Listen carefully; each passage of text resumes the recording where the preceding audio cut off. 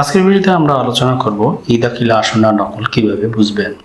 বর্তমান অনলাইনে খাজনা পরিশোধের পর ই দাখিলা পাওয়া যায়, কিন্তু অনেকেই জানেন না কিভাবে যাচাই করবেন যে তাদের হাতে থাকা ই দাখিলাটি আসল নাকি জাল।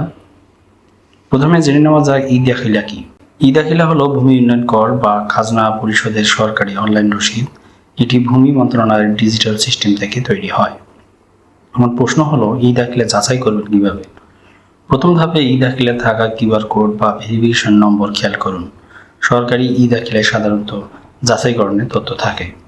দ্বিতীয় ধাপে ভূমি সেবার অফিসিয়াল ওয়েবসাইটে গিয়ে যাচাইয়ের অপশন থাকলে নম্বর ব্যবহার করে তথ্য মিলিয়ে দেখুন।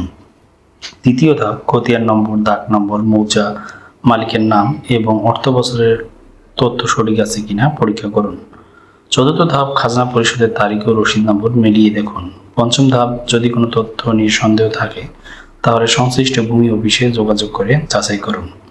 মনে রাখবেন, শুধুমাত্র একটি পিডিএফ ফাইল থাকলে সেটি আসল ই দাখিলা প্রমাণ হয় না। তথ্য যাচাই করাই সবচেয়ে গুরুত্বপূর্ণ।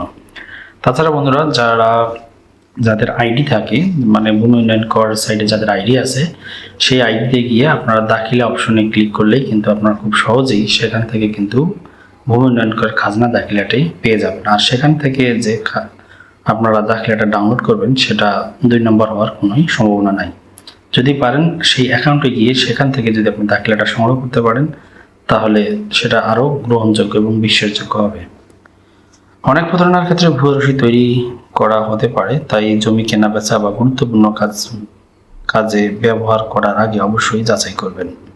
ভিডিও ভালো লাগলে লাইক, কমেন্ট, শেয়ার করুন। ভূমি সেবা প্রযুক্তি বিষয়ক নতুন ভিডিও পেতে প্র্যাকটিক্যাল টেক সলিউশন চ্যানেলটি সাবস্ক্রাইব করুন।